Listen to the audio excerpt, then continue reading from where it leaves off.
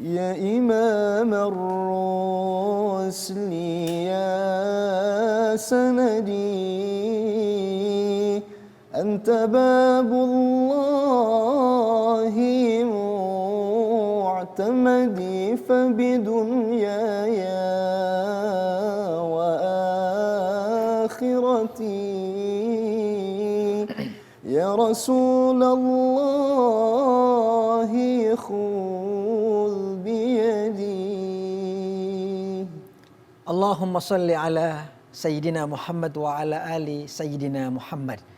Alhamdulillah wassalatu wassalamu ala Rasulillah Sayyidina Muhammad ibn Abdillah wa ala alihi wa sahbihi wa man wala. Suatu ketika Nabi Muhammad sallallahu alaihi wasallam berkeliling selama Ramadan kepada orang-orang terdekatnya. Kemudian tiba-tiba Nabi sallallahu alaihi wasallam melihat ada seseorang yang sedang memaki-maki hamba sahayanya. Lalu Nabi kemudian berkata kepada seorang tersebut, makanlah roti ini. Kemudian orang tersebut berkata, ya Rasulullah, saya sedang berpuasa. Kemudian kata Nabi, bagaimana mungkin orang berpuasa tetapi memaki-maki hamba sahayanya. Kemudian Nabi melanjutkan yang kemudian dikenal hadis itu, banyak sekali orang berpuasa tetapi yang dia dapat hanya lapar dan dahaga. Pemirsa, kisah tadi insya Allah akan jadi inspirasi tema kita pada kesempatan kali ini. Tema kita adalah tentang puasa, kedewasaan, dan keadaban publik. Bagaimana sebenarnya ibadah puasa yang kita lakukan ini mampu memberikan dimensi kesalehan sosial di dalam kehidupan kita sehari-hari. Insya Allah kita akan membahasnya bersama dengan guru kita yaitu Habib Abdurrahman Al-Habsyi. Saya sapa beliau. Assalamualaikum warahmatullahi wabarakatuh. Habib, sehat Habib? Waalaikumsalam warahmatullahi wabarakatuh. Alhamdulillah sehat. Semoga ibadah puasa kita semakin hari semakin memberikan inspirasi takwa buat kita semua, Habib. Amin ya rabbal alamin. Di sini juga ada sahabat saya Ustadz Mahfuzul Khuluki. Sehat Ustadz Mahfuz? Sehat Ustaz. Terima kasih sudah setia bersama kita di kajian Islami. Beb, tema kita adalah tentang puasa, kedewasaan, dan keadaban publik. Jika pada pertemuan-pertemuan sebelumnya kita sudah membahas bagaimana sejarah puasa-puasa yang telah dilakukan oleh umat-umat terdahulu. Kali ini adalah kita bahas supaya puasa lebih konkret di dalam kehidupan sosial kita. Ya, bismillahirrahmanirrahim. Alhamdulillahirabbil alamin wassalatu wassalamu ala Rasulillah wa ala alihi wa sahbihi wa man walah. Kalau kita berbicara tentang ibadah puasa, puasa ini adalah ibadah yang memiliki dimensi spiritual yang cukup tinggi. Baik secara individual, baik secara kemasyarakatan. Secara individual adalah hubungan seorang hamba Allah ini dengan Allah Subhanahu wa taala, hablum minallah. Ada secara sosial kemasyarakatan yaitu hablum minan nas. Makanya kalau kita berbicara tentang puasa, selain seorang itu dia meniatkan ibadah ini karena Allah Subhanahu wa taala, tapi dia juga harus meniatkan ibadah puasa ini juga bermanfaat bagi orang-orang yang berada di sekitarnya. Akan menjadi percuma seseorang itu memiliki kesalehan secara spiritual tetapi cacat secara sosial. Hamba Allah mukmin sejati itu adalah mereka yang memiliki kesalehan secara spiritual yang dibarengi dengan kesalehan secara sosial.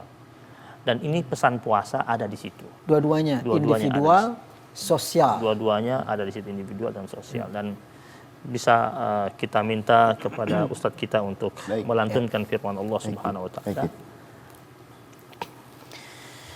A'udzu billahi minasy syaithanir rajim. Bismillahirrahmanirrahim.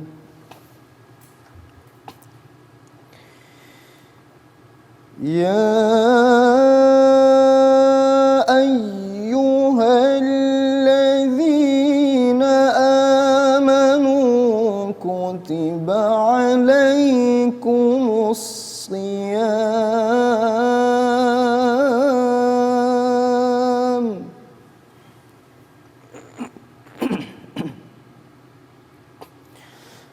kutiba alaikumus الصيام كما كتب على الذين من قبلكم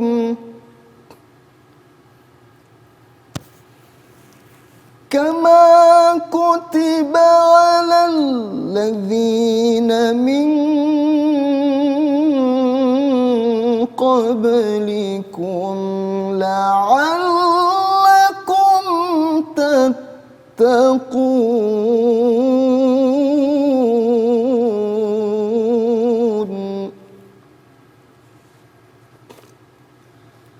بسم الله الرحمن الرحيم.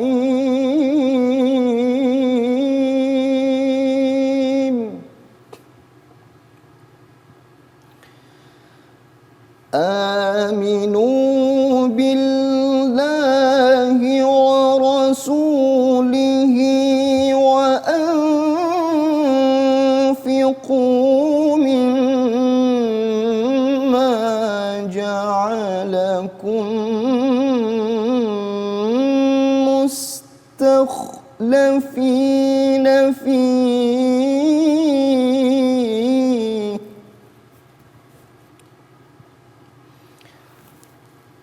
فالذين آمنوا منكم وأنفقوا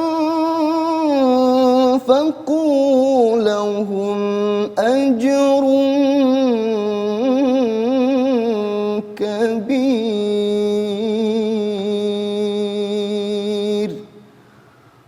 صدق الله العظيم. Subhanallah, maha benar Allah dengan segala firman-Nya. Kita akan kembali mengkaji ayat ini lebih dalam lagi, apa saja hubungannya dengan puasa Ramadan dan juga pendewasaan. Karena dalam konteks agama Islam itu derajat takwa itu biasanya hanya diraih oleh orang-orang yang dewasa, dan puasa itu adalah menciptakan kedewasaan. Kita akan kembali kepada guru kita Habib Abdurrahman Al-Habsyi untuk mengelaborasi dua surah yang dibaca oleh Ustaz Mahfuz tadi, surah Al-Baqarah 183 dan surah Al-Hadid. Ya, ayat betul, ayat 7. Ayat 7. Baik. Jadi dalam surat Al-Baqarah ayat 183 itu Allah berbicara tentang orang-orang yang berpuasa dengan sebaik-baiknya dan akan mendapatkan derajat takwa di hadapan Allah Subhanahu wa taala. Dan dalam surat Al-Hadid ayat yang ke-7 itu Allah berbicara tentang orang-orang yang beriman kepada Rasulnya dan menginfakkan hartanya di jalan Allah Subhanahu wa taala, mereka akan mendapatkan ajrun kabir, pahala yang besar dari Allah Subhanahu wa taala. Kalau kita perhatikan tentang puasa dahulu. Puasa ini kan dia memiliki faedah-faedah utama. Salah satunya ulama bilang yu'awwid an-nas as-sabra wa yuqawwi alaih.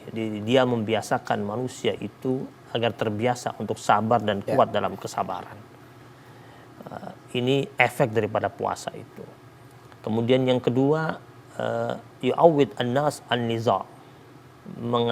Mengajarkan kepada manusia dan mendidik manusia untuk berdisiplin.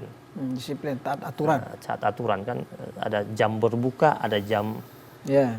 Sahur. Kalau belum waktunya jangan coba-coba. Jangan belum waktunya. Tapi kita memang terkenal sebagai orang yang sangat disiplin ketika puasa. Tetapi di luar puasa kita tidak disiplin. Seharusnya bisa diambil. Harusnya bisa diambil itu. Jadi kedisiplinan yang dididik pada waktu puasa itu ditarik ke kebiasaan kita sehari-hari. Disiplin kerja, disiplin masuk kantor, disiplin dalam janji dan sebagainya. Buktinya puasa kita bisa disiplin. Ya. Bahkan ustadz lagi ceramah saja kalau sudah masuk waktu azan disuruh berhenti ustadznya itu karena sudah harus berbuka, harus on time. Jangan bilang ntar dulu saya kenyang. Nggak bisa ntar dulu ya. Disunahkan soalnya ya. Disunahkan soalnya. Jadi benar-benar disiplin, benar-benar on time. Nah, harusnya itu kan kedisiplinan itu ditarik ke kebiasaan kita yang sehari-hari yang lainnya. Nah, berbicara mengenai dua ayat tadi, jelas sekali Allah Subhanahu wa taala menyatakan bahwasanya keimanan dan ketakwaan itu akan sempurna jika dibarengi dengan amal saleh. Jadi orang itu dikatakan dia beriman, dia bertakwa kepada Allah. Tapi kalau tidak dibarengi dengan amal saleh, dengan dia tidak merintis kesalehan, khususnya kesalehan dengan Allah dan kesalehan dengan orang-orang yang berada di sekitarnya, kesalehan sosial. Nah, surat Al-Hadid ayat yang ke-7 tadi, itu Allah Subhanahu wa taala menyatakan betapa bahwasanya Allah katakan wa anfiqu mimma ja'alakum mustakhlafina fi. Jadi keluarkanlah apa yang Allah Subhanahu wa taala telah hadirkan buat kalian dan kami jadikan kalian menguasainya. Jadi Allah ini yang menjadikan kita ini menguasai bumi ini. Atas kehendak Allah kita bisa taklukkan bumi ini, ya. Kita bisa ambil hasilnya di darat, di lautan, di mana saja. Tapi Allah ingatkan untuk apa? Anfiqu. Artinya berlakulah amalia sosial. Nah, pada bulan suci Ramadan itu kita lihat sendiri betapa orang berlomba-lomba Sedekah itu. bersedekah seperti menyiapkan makanan takjil. Ya. Itu setiap perempatan biasanya ada. Yang tidak pernah mengeluarkan ikut mengeluarkan. Bayangkan kalau fenomena yang menarik ini berkesinambungan Sampai di luar puasa. sampai di luar puasa. Betul. Ya. Kemudian orang berlomba-lomba menyiapkan makanan untuk sahur. Kemudian mengantarnya ke masjid-masjid. Bahkan ada orang dengan mobilnya mencari tempat-tempat pemulung, tempat-tempat orang susah yang mau dibawakan nasi-nasi bungkus, nasi box dan lain sebagainya. Nah, benar sekali puasa ini sebenarnya membangkitkan semangat ibadah sosial di tengah-tengah umat manusia yang harusnya semangat ibadah sosial ini ditarik ke bulan-bulan berikutnya. Masya Allah. Iya. Jika memang ini sebenarnya tadi menarik. Kok bisa orang di bulan puasa itu tanpa disuruh orang malah nyari di mana-mana. Setiap masjid udah di booking. Saya besok ya, saya mau nyerahin makanan sekian box, sekian itu. Oh saya mau ke anak yatim ya, tolong siapkan 100 anak yatim. Kenapa harusnya ini nilai-nilai ini ada lagi di luar? Magnet apa sebenarnya Bib ya? Tentu euforia Ramadan. Tapi kenapa sampai saat ini juga kita satu sisi ini menjadi bahan evaluasi? Masih banyak juga itu terjadi hanya di bulan puasa. Buktinya setelah itu masih banyak tetangga-tetangga kita juga seperti berita-berita yang beredar, meninggal karena kelaparan, meninggal karena tiba-tiba nggak ada yang tahu dia udah meninggal dan sebagainya. Apa yang salah selama ini dengan cara ibadah puasa kita, Bib? Sehingga seharusnya ini satu bulan ini menjadi modal kita untuk berbuat 11 bulan sesudahnya.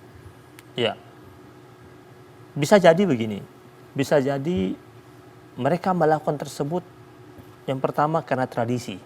Bukan semata-mata karena pemahaman keislaman yang dalam. Ngikut-ngikutan. Yang kedua, latah.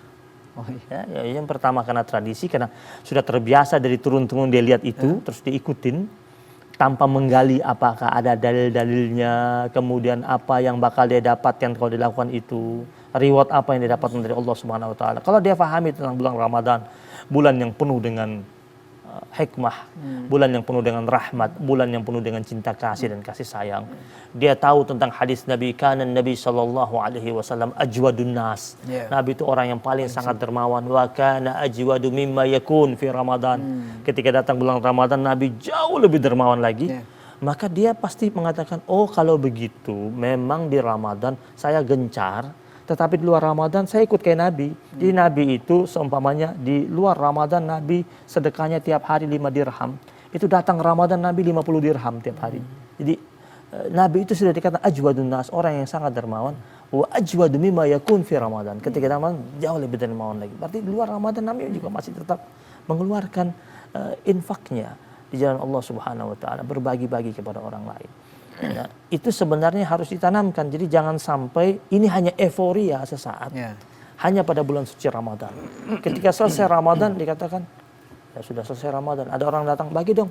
Kamu nggak datang waktu Ramadan sih, sudah habis. Sudah habis Ramadan. Ya, ini juga memang satu sisi, memang tipe orang sedekah juga tipenya banyak, Bib. Karena ingin supaya 2 kali lipat. Katanya Ramadan itu satu sedekah dihitung sekian. Lalu akhirnya dikejar itu.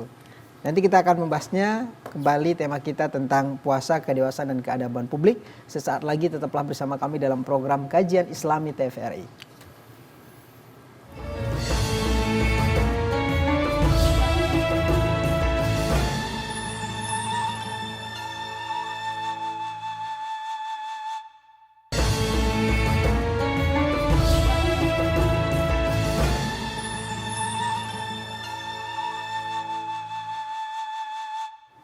Terima kasih pemirsa, masih bersama kami dalam program Kajian Islami TVRI, masih bersama dengan guru kita Habib Abdurrahman Al-Habsyi. Tadi beliau menyinggung bagaimana seharusnya orang itu semangat ibadahnya atau sedekahnya tidak hanya pada bulan puasa, tapi juga setelah puasa juga harus lebih-lebih. Seperti Nabi itu saking kencangnya, malah disebutkan dalam beberapa lebih kencang dari apa itu sebutnya dalam hadis itu, saking kencangnya dia bersedekah. Ya. Nah, budaya sedekah ini juga, bahkan kalau kita lihat kota amal Bib yang ada di masjid-masjid itu puasa itu naik 2 kali lipat. Ya. Itu saya heran itu.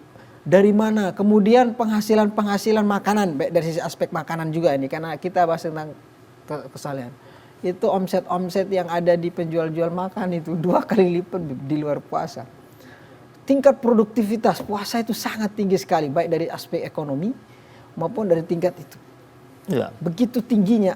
Seharusnya ini wadah lagi-lagi untuk dalam konteks publik lagi, Beb.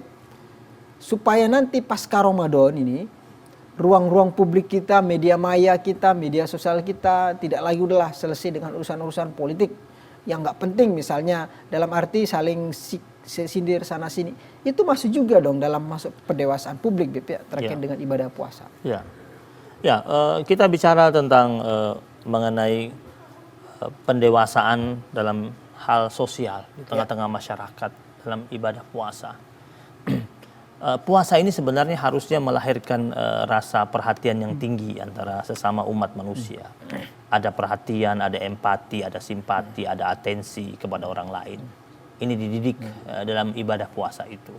Dan harusnya ketika kita berada dalam suatu madrasah yang namanya puasa itu, harusnya ketika kita keluar nanti, kita lulus kemudian dapat kita praktekkan pada 11 bulan berikutnya.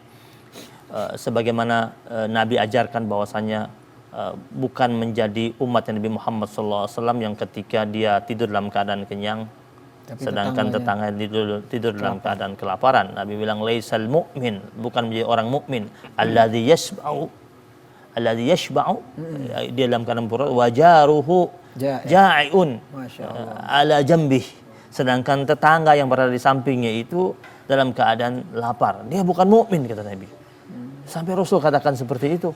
Bahkan Nabi katakan man kana yu'minu billahi wal yaumil akhir falyukrim jarahu. Siapa yang beriman pada Allah dan hari akhir, maka dia memuliakan tetangganya. Memuliakan apa? Apa yang kau punya kau bagi. Apa yang kau masak kau hantarkan kepadanya. Dua hadis ini menunjukkan kepada kita bahwasanya akan sempurna keimanan seorang hamba Allah Subhanahu wa taala jika dia betul-betul mau bersentuhan dengan indah secara dimensi sosial dengan hamba-hamba Allah yang berada di sekitarnya. Dan Allah Subhanahu wa taala tentu akan menjanjikan pemuliaan demi pemuliaan. Dipercuma kalau dia saleh secara spiritual tetapi cacat secara sosial dengan hamba-hamba Allah Subhanahu wa taala. Jadi dalam Al-Qur'an itu ada juga Allah berfirman dalam surat Al-Maidah ayat yang ke-9 itu, Allah berfirman wa'adallahu alladhina amanu wa amilus salihati lahum maghfirah wa ajrun azim. Jadi Allah Subhanahu wa taala berjanji kepada orang-orang yang beriman dan beramal saleh itu, Allah katakan ada maghfirah, ada ampunan, ada ajrun azim, ada pahala yang besar. Kita ini berpuasa atas dasar keimanan kita.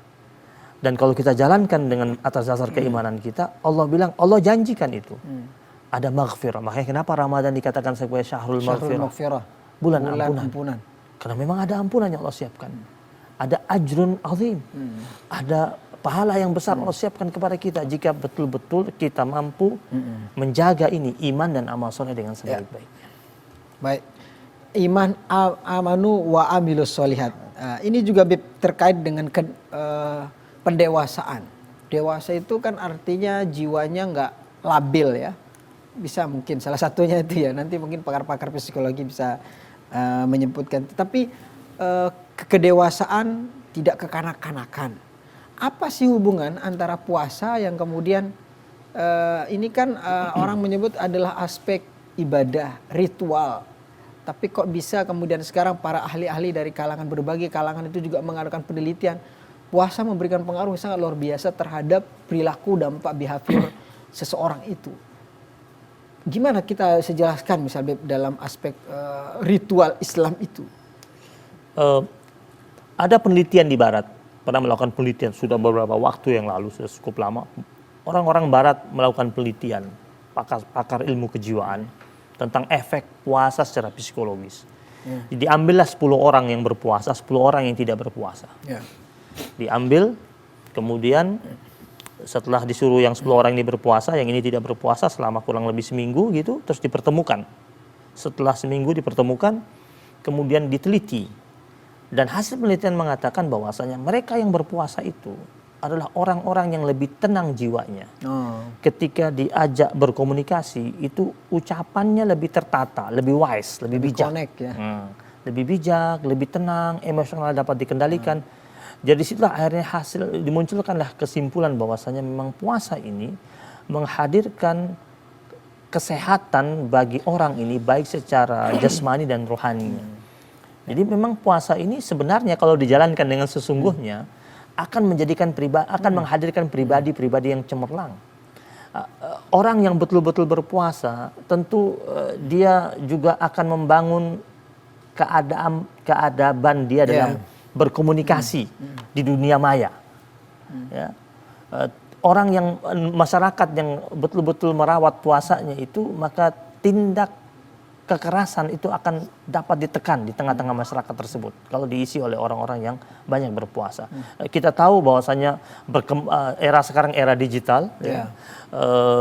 Sebenarnya era digital ini harusnya membuat kita jauh lebih sejahtera kan? Harusnya. Karena kalau orang dapat menggunakan era ini dengan sebaik-baiknya, makmur hidupnya. Tapi kita lihat bahwasanya teknologi ini bisa digunakan untuk hal baik, bisa digunakan untuk hal buruk. Kita lihat seperti TikTok ya, yang muncul pertama kali diluncurkan di tahun 2016 ya, oleh Zhang Yiming itu, seorang pengusaha asal China. Kemudian platform media sosial yang begitu berkembang dan begitu cepat dan dapat diakses oleh segala macam bentuk kalangan. Kemudian pada bulan puasa sebenarnya momentum bagus sebenarnya ketika kita mau muat video-video pendek tentang pesan-pesan indah puasa.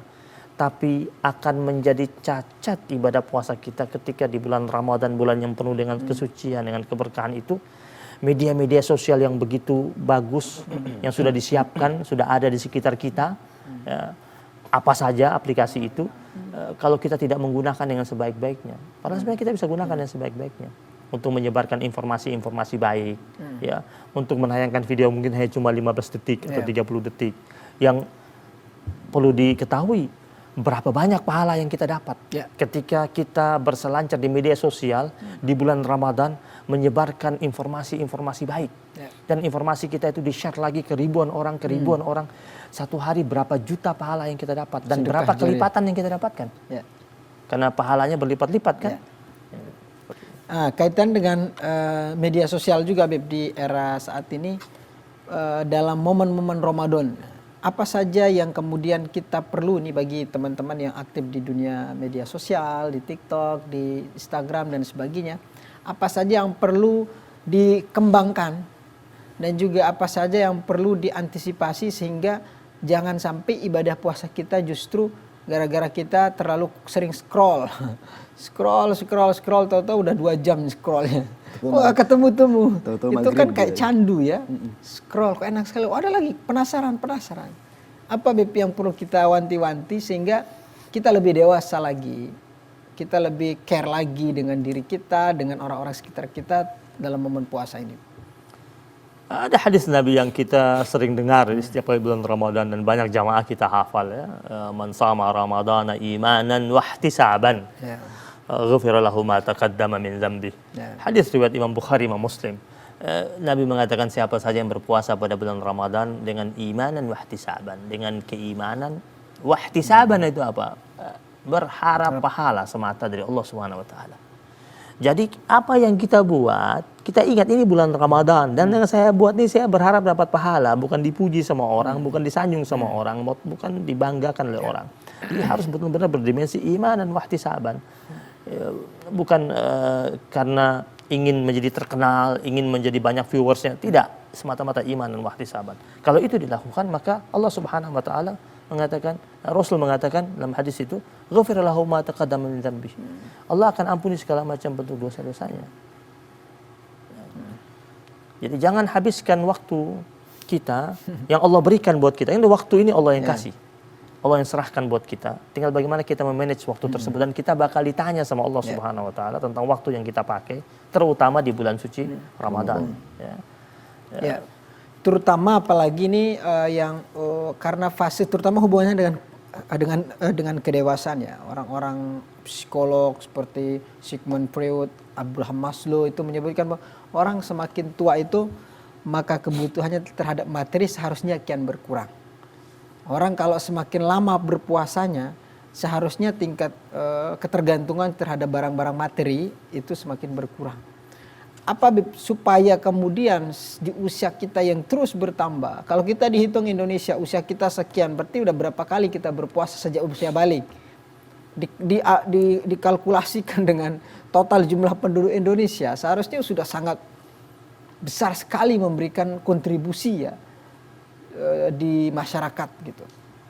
Apa sih lagi-lagi Beb? Ini pertanyaan yang banyak ditanyakan oleh banyak orang. Tapi pertanyaan saya ini Beb, nanti saya minta dijawab nanti di segmen berikutnya terkait dengan bagaimana supaya puasa kita semakin tua juga semakin besar memberikan efek positif bagi orang-orang di sekitar kita. Sesaat lagi tetaplah bersama kami dalam program Kajian Islami TVRI.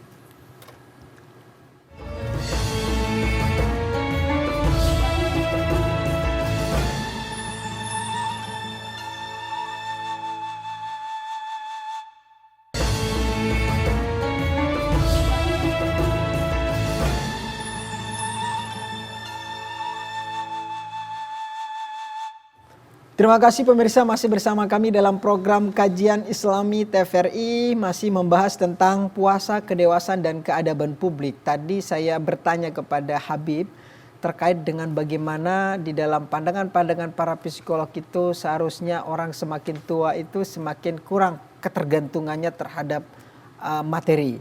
Kemudian kalau dihubungkan dengan ibadah puasa, bagaimana kemudian supaya orang semakin tua, semakin dewasa dalam beribadah puasa. Tentu puasanya lagi tidak hanya sebatas karena iming-iming materi atau karena kebutuhan-kebutuhan fisik lainnya, tapi murni semata-mata adalah karena Dia, Allah Subhanahu wa taala. Bagaimana Bib? Ya.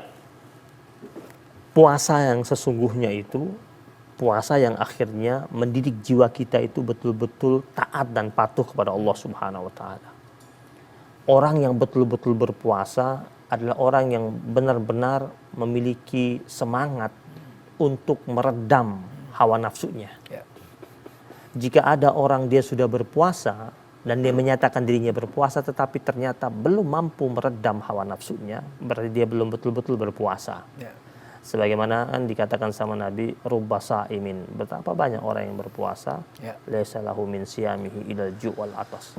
Ya, puasanya hanya sekitar menahan lapar dan dahaga saja. Jadi dulu para ulama salafus salihin itu kalau dulu mereka mengatakan aib rasanya jika ada orang yang berbadan gemuk. Zaman dahulu ulama-ulama badannya kecil-kecil. Oh, iya. Kenapa? Karena bagi mereka aib kalau mereka berbadan besar. Malas kelihatannya. Ya, karena dianggap banyak makan. Oh. Nah, sekarang ini ada orang mengatakan enggak, saya udah kurang makan kok. Hanya minum air malah jadi daging tubuh saya. Ya bisa saja pola makan dahulu. Jadi dari zaman dahulu ulama-ulama itu sebelum mereka menjadi ulama besar, dari mereka masih sekolah mereka sudah jaga makannya. Oh, pola makan. Pola makannya. Jadi karena mereka merasa badan yang berat itu akan memberatkan mereka untuk mendekatkan diri mereka kepada Allah Subhanahu wa taala. Nah, betul kalau pakar-pakar psikolog mereka mengatakan orang yang betul-betul menahan, betul-betul menjalankan ibadah puasa yang betul-betul menahan syahwat duniawinya, ya dia betul-betul semakin mendekat kepada Allah Subhanahu wa taala. Atau orang semakin tua, dikatakan keinginan duniawinya dia semakin berkurang. Memang harusnya begitu, karena kalau semakin dia menua, berarti kan dia semakin berpikir bahwasanya semakin dekat dia menuju Allah Subhanahu wa taala. Apalagi umur umat Nabi Muhammad sallallahu alaihi wasallam itu dikatakan ma baina sittin wa sab'in 60-70. Iya, kata Nabi umur umat itu antara 60 sampai 70. Kalaupun ada yang lebih daripada itu cuma sedikit, tidak sebanyak yang diperkirakan oleh Rasulullah sallallahu alaihi wasallam. Jadi ini sebenarnya yang harus disadari oleh kita bahwasanya jangan sampai begini. Kita ini berpuasa tiap tahun. Setiap Ramadan kita ketemu bulan Ramadan. Jangan sampai Ramadan berlalu dari tahun ke tahun tanpa ada bekas, tanpa naik kelas. Apakah kita mau jadi orang yang begitu? Sedangkan kita sekolah saja, kita mau naik kelas. Tapi kenapa kita sudah bertemu dengan Ramadan sekian tahun, puluhan tahun, tetapi kita merasa tidak ada perkembangan. Hanya datang puasa, kemudian ketemu dengan menu-menu buka yang itu terus. Kemudian setelah itu lewat Ramadan, kemudian kita Idul Fitri, terus kita kembali dengan aktivitas kita yang semula tanpa naik kelas, tanpa ada bekas. Merugilah kita. Diberikan kesempatan berada pada arena Ramadan, tapi kita tidak pergunakan dengan sebaik-baiknya. Baik, naik kelas ini istilah yang bagus ya, Ustaz Bagus. Artinya supaya jangan hanya puasa Muslim musiman ya. Itu kan kenal tuh Muslim musiman. Jadi seolah seperti musiman ya. Kalau puasa kayak ibarat rambutan itu lagi bermusim ya keluar semua itu. Ya. Tapi setelah itu nggak ada. Ini kan menjadi PR lagi-lagi ya Habib ya. Ada lagi yang kemudian Habib yang sangat sulit dijaga juga di akhir-akhir ini adalah lisan kita, lidah kita, tangan kita untuk untuk menghasut dan sebagainya. Karena momen sangat mendukung. Gatal tangan rasanya kalau tidak ingin share. Oh ini kayaknya teman saya harus tahu nih. Padahal belum lihat isinya seperti apa. Oh judulnya seperti ini pasti satu akan didukung. Memang temannya juga sama, satu frekuensi, jadi nggak lihat juga berita. Oh iya. Nah saya lagi-lagi teringat juga dengan bagaimana puasanya Bunda Maryam terkait dengan hal itu. Bagaimana supaya puasa lagi-lagi adalah rem kita nih. Apa yang perlu kita ingat selain saya sedang puasa. Apalagi kesadaran seperti apa yang perlu kita supaya bukan hanya sadar untuk kita tapi orang lain juga sadar secara kolektif gitu. Ya. Salah satunya kita berusaha untuk merawat lisan kita itu. Jadi bukan hanya lisan sekarang.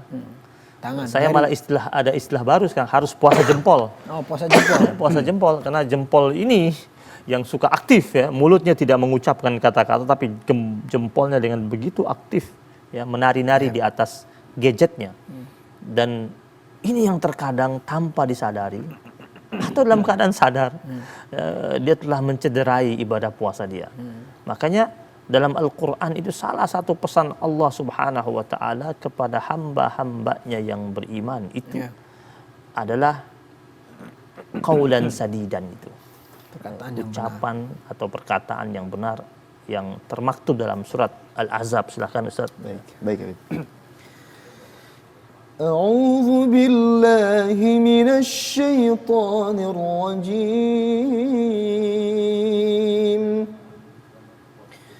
يا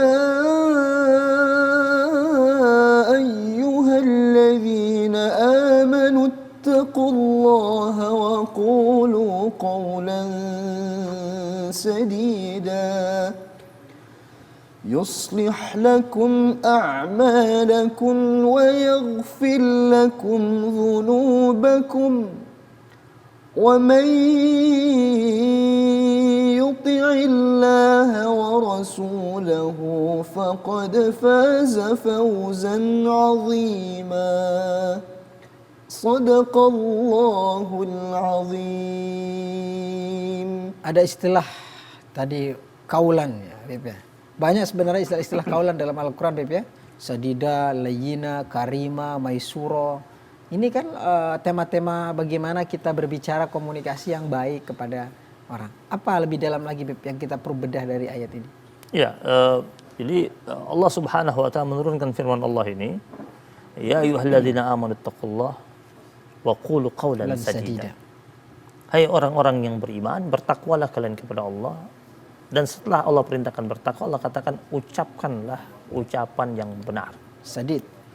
Perkataan yang benar, perkataan yang baik. Ayat ini turun menurut riwayat. Itu ketika Nabi sedang mengimami sholat. Ketika selesai Nabi mengimami sholat, Nabi langsung menemui jamaahnya di belakang. Langsung Nabi menghadap kepada jamaah laki-laki. Nabi langsung baca firman Allah ini, ya ayyuhalladzina amanu taqullaha wa qulu qawlan sadida yuslih lakum a'malakum wa yaghfir lakum dzunubakum wa may yuti'illaha wa rasulahu faqad faza fawzan 'azima. Nabi bacakan itu. Setelah itu Nabi beranjak ke belakang menjumpai jamaah dari kaum perempuan. Nabi baca lagi sekali lagi. Berarti ini serius ini. Serius Nabi tegaskan kepada seluruh jamaah yang hadir, ini ada perintah Allah tentang menjaga perkataan, merawat ucapan. Ya. Bahwasanya salah satu karakter orang yang beriman dan orang yang bertakwa adalah dia Menjaga lisannya. menjaga lisannya. Dan ini disampaikan oleh Rasulullah SAW. Artinya kita sebagai hamba Allah Subhanahu Wa Taala perlu menjaga dan merawat lisan kita. Hanya mengucapkan yang baik-baik. Bahkan menjaga lisan ini menjadi bagian daripada nilai keimanan kita di hadapan Allah Subhanahu Wa Taala. Dan Bagaimana itu supaya lisan kita menjadi bagian keimanan? Ada hadis dari Anas bin Malik radhiyallahu taala anhu. Rasul bersabda, la yastaqimu imanu abdin hatta yastaqima qalbu. Tidak lurus iman seorang hamba Allah Subhanahu wa taala sampai lurus hatinya. Ya. Wala yastaqimu qalbu hatta yastaqima lisanu. Dan hatinya tidak dianggap lurus sampai lurus lisannya. Kan kita sering ngucapin begini. Orang itu kalau dia ngomong jangan diambil omongannya, hatinya baik kok. Siapa bilang? Orang itu kalau ngomong, Dia kalau ngomong memang begitu kok. Tapi hatinya baik kok. Jangan diambil hati kalau dia ngomong itu. Orangnya baik kok hatinya. maksudnya orang yang suka ceplas-ceplos. Nah, dia ceplos-ceplos katanya.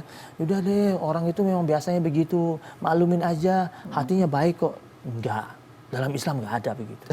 Nggak ada ya. Dalam Islam ini hadis Nabi. Nabi bilang, la yastaqimu imanu abdin hatta yastaqima qalbu. Imannya tidak lurus kecuali hatinya lurus. Tetapi Rasul katakan, wala yastaqimu qalbu hatta yastaqima lisanu. Ya. Dia punya hati tidak lurus kecuali lisannya lurus. Dan ini sabda Rasulullah SAW. Nabi mengatakan, la wala yadkhulu rajulun al-jannata. Ya. Orang itu tidak akan masuk surga. La ya'manu jaruhu bawa'iqah. Yang dimana tetangganya tidak merasa aman dari kejahatannya. Apa kejahatannya? Macam-macam. Salah satu apa? Jahat lisannya. Baik. Kadang mohon maaf, mulut tetangga itu sangat kejam sekali. Jadi kadang padahal dia nggak, kata orang ya, padahal dia nggak ngasih kita apa-apa katanya. Tapi dia semua dia belum punya anak ditanya ini katanya Beb ya. Belum nikah ditanya. Nah, semua. Lagi-lagi hati-hati. Karena bisa jadi itu menjadi penyebab kita tidak disebut sebagai orang beriman. Kita akan kembali sesaat lagi, tetaplah bersama kami dalam program Kajian Islami TVRI.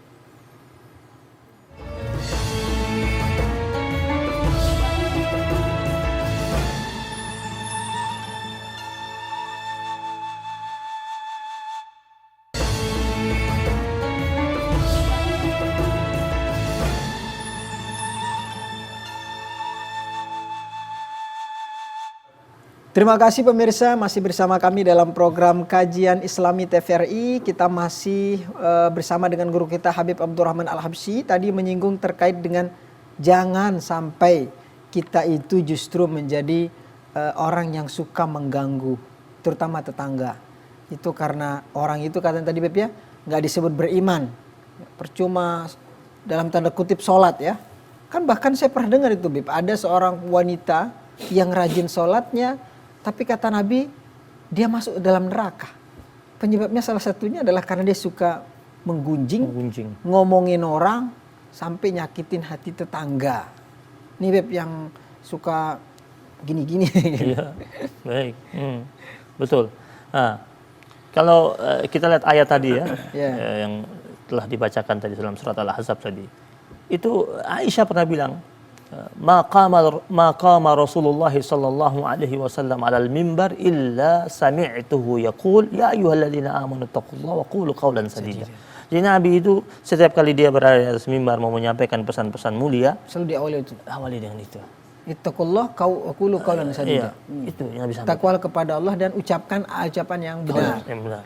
Kenapa? Karena Nabi menginginkan agar penyampaian Nabi yang begitu benar dan mulia tersebut didengar oleh mereka, dan mereka yang mendengar ketika bawa keluar Menyampaikan dengan benar. menyampaikan dengan cara-cara benar. Karena sering terjadi ada majelis, orang yang sudah hadir di majelis tapi ketika keluar dia bukan membawa dari yang baik dari majelis itu. Dia sampaikan di luar, dia menimbulkan guncangan. Nabi tidak menginginkan majelis itu diisi dengan hal-hal yang mengguncangkan di antara umat. Atau dia mendengar YouTube, dia potong YouTube-nya diadu dengan ustaz yang lain, lalu termasuk itu juga. Ya, termasuk itu juga. Kan sekarang banyak orang yang melakukan seperti itu demi konten. Ya. Bayangkan dia mendapatkan sesuatu dengan menjual hal-hal yang Allah haramkan, terus menjadi konsumsi dia dan anak istrinya. Seperti apa itu? Nauzubillah min dzalik. Maka dalam salah satu riwayat hadis dari Abu Sa'id Al-Khudri radhiyallahu taala anhu, datang salah seorang sahabat kepada Rasulullah sallallahu alaihi wasallam, bilang sama Nabi, "Ya Rasulullah, nasihati aku." Kemudian Nabi bilang sama dia, yang pertama kata Nabi, jagalah takwamu kepada Allah Subhanahu wa taala. Karena takwa itu merupakan sumber segala macam bentuk kebaikan. Yang kedua kata Nabi, lazimkanlah dirimu terhadap zikrullah dan membaca Al-Quran. Karena akan menjadi baik dan terang hidupmu. Dan yang ketiga kata Nabi, hendaklah engkau senantiasa menjaga lisanmu. Karena lisanmu itu akan menghadirkan kebaikan buat dirimu, dan bisa saja menghadirkan sesuatu yang tidak baik buat dirimu. Ini pesan Nabi kepada salah seorang sahabat yang datang kepadanya. Nah, dalam riwayat yang lain dalam kitab Wasiyatul Mustafa, Nabi pernah berpesan kepada salah seorang sahabatnya, Ali bin Abi Thalib radhiyallahu taala anhu. Nabi bilang sama Ali bin Abi Thalib, "Ya Ali, wahai Ali, la tu'ayyir ahadan bima fi." Jangan sampai engkau mengejek seseorang atau menghina seseorang terhadap sesuatu yang ada pada orang tersebut. Ya. Walaupun benar adanya. Ya, walaupun benar adanya. Bima fihi. Fama min lahmin illa fihi azmun. Kata Nabi, tidak ada daging yang kecuali di dalamnya ada tulang. Maksudnya orang itu pasti punya aibnya. Betul. Maka Nabi bilang jangan sampai. Wala kafarata lil ghibati. Tidak ada tebusan bagi orang yang menggunjing orang lain. Masya Allah. Hatta yastahillah au yastaghfir lahu. Sampai dia minta kehalalan dari orang yang dia gunjingkan, atau dia meminta orang itu untuk mengampunkannya. Kalau konsep online disebarkan di media sosial, ya kan Ustaz Mahfuz ya? Orang share sana sini, berita sana sini, sampai orang se-Indonesia tahu-tahu bukan gitu. Gimana cara pertanggungjawaban Ya. kayak seperti itu? Di Islam ini kan ada namanya ghibah, ada namanya buhtan. Ghibah itu kita menggunjing seseorang karena memang ada keburukan pada orang tersebut, memang faktanya ada. Terus kita menggunjingkannya. Sekarang ini sudah sulit kita membedakan mana televisi berita dan mana televisi ghibah. Bahkan televisi yang murni menyiarkan berita itu sudah jarang ditonton sama orang. Orang lebih senang tonton berita acara yang ternyata isinya itu bukan berita, ngomongnya berita tapi ternyata menggunjingkan orang. Orang itu penjahat, terus kita bahas berulang-ulang, itu sudah ghibah. Dulu zaman Nabi pernah datang salah seorang wanita kecil, pendek, hitam, datang jumpai Nabi. Waktu itu dia ingin bertanya tentang suatu hukum kepada Rasulullah SAW. Kemudian datang ngobrol sama Nabi. Di samping Nabi ada Aisyah radhiyallahu taala anha. Setelah wanita itu mendapatkan jawaban yang memuaskan dari Nabi, terus wanita tersebut pamit pulang. Dan Aisyah, dia colek Nabi, dia bilang, "Ya Rasulullah, betapa kecil dan hitamnya dia." Terus Nabi langsung berubah wajahnya. Kata Nabi, "Ya Aisyah, kau telah bergunjing tentangnya." Kata Aisyah radhiyallahu taala anha, "Ya Rasulullah, aku kan berbicara faktanya." Memang faktanya begitu. Kata Nabi, "Ya, kau mengucapkan sesuatu yang dia, orang itu kalau dia dengar dia tidak suka." Dia tidak suka. Itu ghibah. Nah kita kan suka bilang, ini bukan kita ngomongin ya, ini fakta ya. Itu ghibah. Jadi kalau bukan kapasitas kita untuk membahas tentang orang tersebut, kalau aparatur hukum membahasnya, karena memang mereka sedang mengujinya.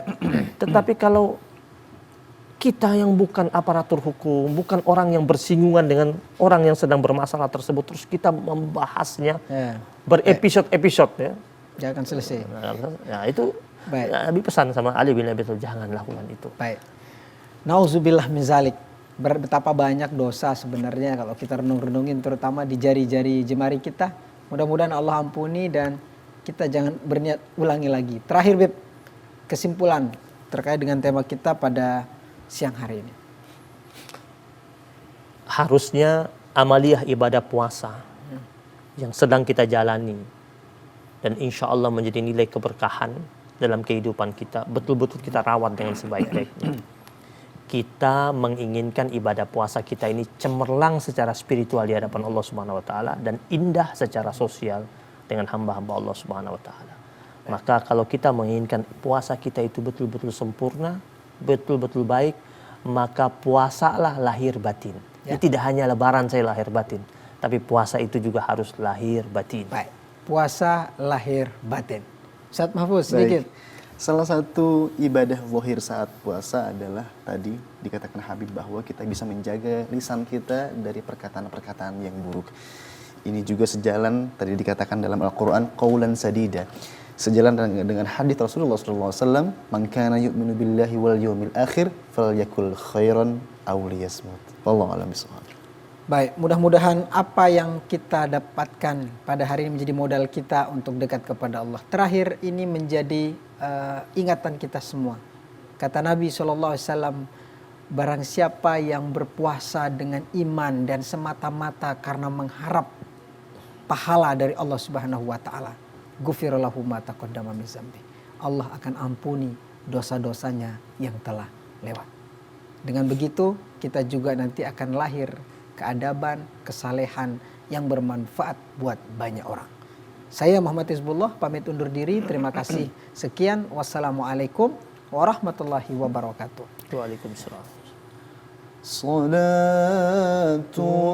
minallah wa alfa salam ala al-Mustafa Ahmad شريف المقام صلاة من الله وألف سلام على المصطفى أحمد شريف المقام.